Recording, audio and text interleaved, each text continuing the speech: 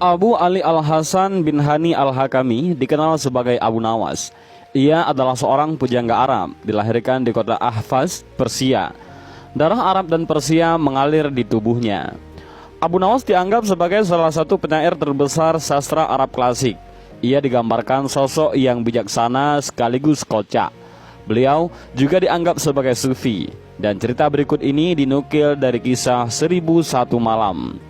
Pada suatu hari, melihat ayam betinanya bertelur, Baginda tersenyum. Beliau memanggil pengawal agar mengumumkan kepada rakyat bahwa kerajaan mengadakan sayembara untuk umum.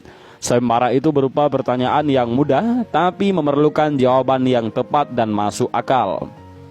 Barang siapa yang bisa menjawab pertanyaan itu akan mendapat imbalan yang amat menggiurkan, 1 pendi penuh dengan emas. Tetapi bila tidak bisa menjawab, maka hukuman yang menjadi akibatnya. Banyak rakyat yang ingin mengikuti sayembara itu, terutama orang-orang miskin. Beberapa dari mereka sampai meneteskan air liur. Mengingat beratnya hukuman yang akan dijatuhkan, maka tak mengherankan bila pesertanya hanya 4 orang. Dan salah satu dari para peserta yang amat sedikit itu adalah Abu Nawas. Aturan main sayembara itu ada 2. Pertama, jawaban harus masuk akal. Kedua, peserta harus mampu menjawab sanggahan dari Baginda sendiri. Pada hari yang telah ditetapkan, para peserta sudah siap di depan panggung.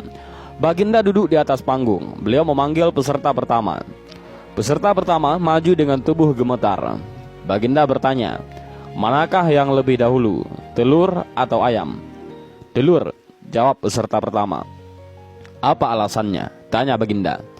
Bila ayam lebih dahulu, itu tidak mungkin karena ayam berasal dari telur, kata peserta pertama menjelaskan. Kalau begitu siapa yang mengerami telur? Tanya Baginda. Peserta pertama pucat pasi, wajahnya mendadak berubah putih seperti kertas. Ia tidak bisa menjawab. Tanpa ampun dimasukkan ke dalam penjara. Kemudian peserta kedua maju. Ia berkata, Paduka yang mulia, sebenarnya telur dan ayam tercipta dalam waktu yang bersamaan. Bagaimana bisa bersamaan? Tanya Baginda. Bila ayam lebih dahulu, itu tidak mungkin karena ayam berasal dari telur. Bila telur lebih dahulu, itu juga tidak mungkin karena telur tidak bisa menetes tanpa dierami, kata peserta kedua dengan mantap. Bukankah ayam betina bisa bertelur tanpa ayam jantan? Sanggah Baginda memojokkan. Dan peserta kedua pun bingung. Ia pun dijebloskan ke dalam penjara. Lalu giliran peserta ketiga.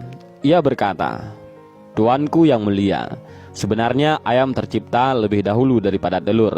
Sebutkan alasanmu, kata Baginda.